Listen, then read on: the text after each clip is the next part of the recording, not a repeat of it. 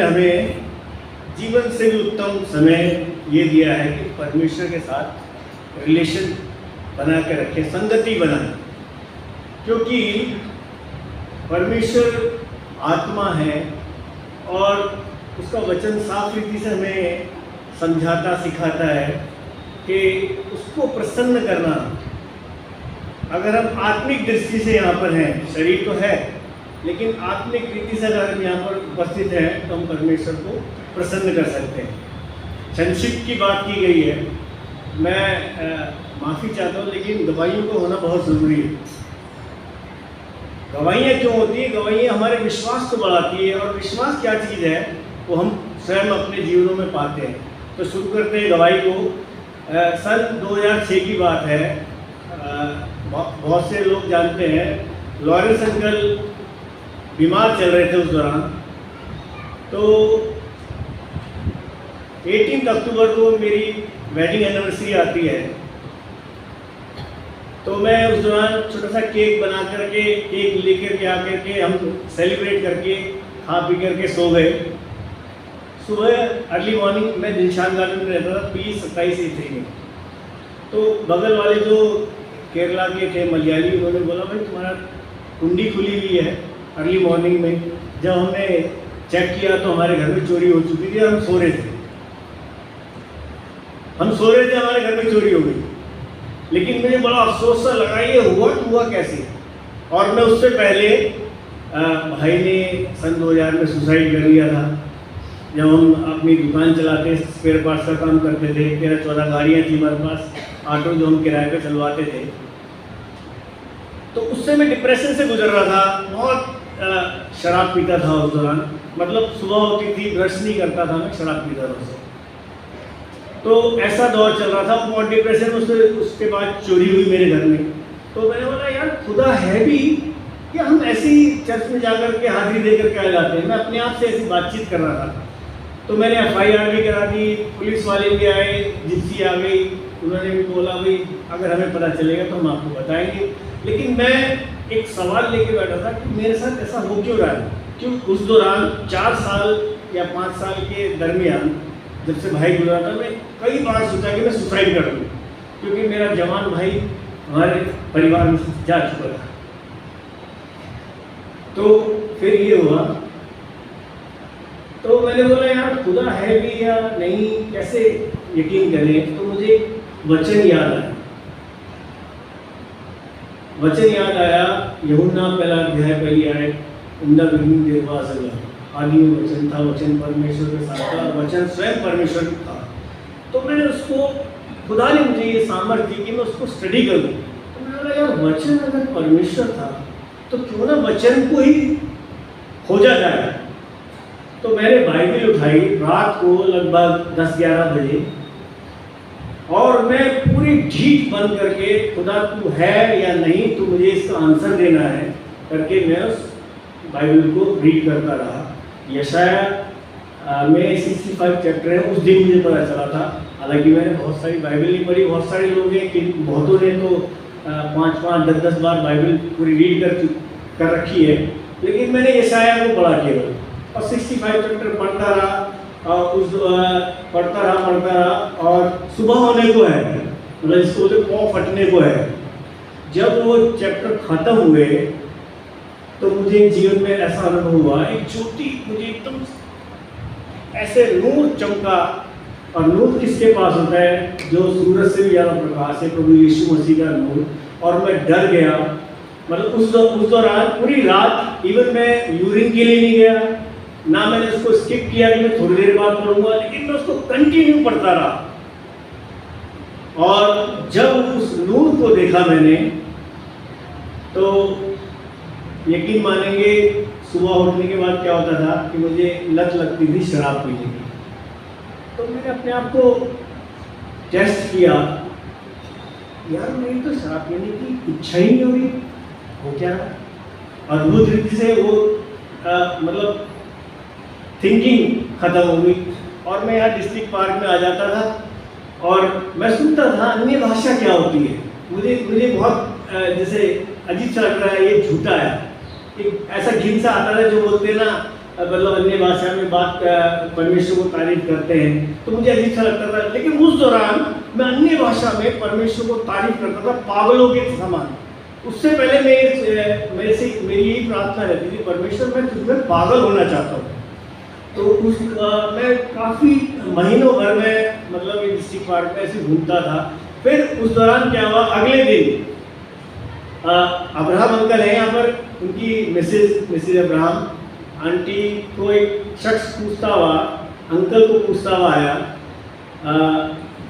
कि एड्रेस पूछा उन्होंने अंकल का, और वो हमारे घर में आया। तो मैं अन्नू जब छोटा था, 3-1 साल का था, 3-4 साल का, तो मैं उसको क्रिकेट खिला रहा था उस बाहर। तो उन्होंने मेरे से पूछा एड्रेस, ये एड्रेस मेरा, ये तो बैक साइड में है। उन्होंने गलत पूछा, तो उन्होंने बोला मिसिस सुधा को रहती, मतलब वो तो मेरी पत्नी, आप मिस्टर राजू मिला जी, तो आपके यहाँ मिस्टर लॉरेंस रहते हैं? मेरा जी रहते हैं। तो आप यकीन मानिए, वो जब अंदर आया और बहुत सारे लोगों ने देखा था, उस वक्त अंकल की क्या कंडीशन थी, वो बिल्कुल भूल चुके थे कि क्या है, थोड़ी देर में भूल जा रहे थे। लेकिन उस शख्स ने बोला मामा, तो अंकल वहां से बोलते हैं नाम लेकर के जयप्रकाश। तो वो बंदा रोने लगा, कह रहा कैन यू बिलीव इट, कह रहा मैं जब 5 साल का था मेरे से अलग हो गया, आज मैं 40 साल का या 45 साल का, उन्होंने बताया, मुझे ध्यान नहीं है। कह रहे लगभग 40 साल हो गए इनसे मुझे जुदा हुए, और आज मुझे इन्होंने नाम लेकर के पुकारा। मैंने ये तो अद्भुत बात है।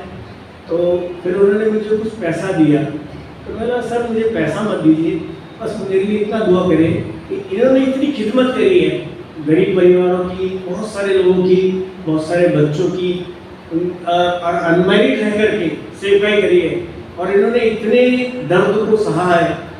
छोटे से कमरे में रहते थे किराए में, तो मैंने बोला अंकल आप मेरे साथ रहें, क्यों आप किराए में रहते, अमेरिका में रहते थे। तो फिर वो मेरे साथ रहने लगे, वो बीमार चले थे। आप बस इतना कहें कि मैं इनकी सेवा कर सकूँ, इसके लिए कह रहे नहीं ये भी ज़रूरी है। तो उन्होंने मुझे कुछ अमाउंट दिया। फिर परमेश्वर की आत्मा ने बोला काउंट करो कि तुम्हारी कितने की चोरी हुई। फिर मैंने पूरा लगाया, फ़ोन चोरी हुआ था, किसी ने गिफ्ट दिया था, मोटरोला का फ़ोन चलता था उस दौरान, ये एंड्रॉयड नहीं था उस वक्त, होगा कुछ लोगों के पास होगा, लेकिन वो मुझे किसी ने गिफ्ट दिया था मेरी वाइफ को। और एक सिलेंडर चोरी हुआ, कुल मिला के 4000 के करीब उसका अमाउंट बनता था। मैंने पिता मेरा 4000 का नुकसान हुआ। उस शख्स जो मुझे देखे गया था 4000 और 100 रुपया दिया। मैंने सर बहुत है, इतना क्यों दे रहे हो? कह रहे नहीं 100 रुपये की मिठाई लेकर के आओ। फिर मैंने अपनी पत्नी को भेजा, वो मिठाई लेकर के आई। फिर परमेश्वर बोलता है कोई तुझे नाश करने की योजना प्लान बनाएगा, वो कितने दिन पहले बनाएगा? 1 दिन पहले, 2 दिन पहले, महीने पहले, लेकिन मैंने तेरी योजना तेरी माँ के घर से बना रखी है। तो परमेश्वर ने ऐसे मुझे मतलब याद दिलाया कि वो सत्य है। उसके बाद एक और गिफ्ट मिला, तो मैं फिर मुझे नींद नहीं आती थी रात भर, तो मैं क्या करता बाइबल पढ़ता रहता 3-3, 4-4 बजे तक। फिर मुझे एक विजन मिलता था कि भी फलाने के लिए प्रार्थना करो। तो एक मेरे साथ जो शराब पीता था, मुस्लिम था वो, जो हमारी मार्केट में रहता था, असगर नाम था उसका। तो मुझे विजन मिला कि भाई वो शराब पी करके जा रहा है अपने बाइक में, और बहुत सारे लोगों ने घेर के उसको पीटा और उसके पैसे वैसे छीन लिए, क्योंकि मीटर रिपेयर का काम था उसका। तो मुझे ऐसा मिला कि उसकी एक्सीडेंट हो गया है और उसके लिए प्रार्थना करो। मैं 15-20 दिन तक उसके लिए प्रार्थना किया। फिर मुझे ऐसा लगा कि बोझ हल्का हो गया। 6 महीने बाद मैं अनुग्रह का एडमिशन कराने के लिए सेंट जोसेफ अकेडमी जा रहा था। हरी वाली वो थी बस, उस बस में जा रहा था। वो शख्स सामने खड़ा हुआ है, तो मैं जब बैठा हुआ था तो उसने बोला अरे राजू भाई, और मैंने बोला असगर भाई, मतलब शराब छूट गई? कह रहा हाँ छूट गई शराब मेरी यार। मतलब कितने दिन पहले? क्या इतने दिन पहले? तो मेरा विश्वास और बढ़ा।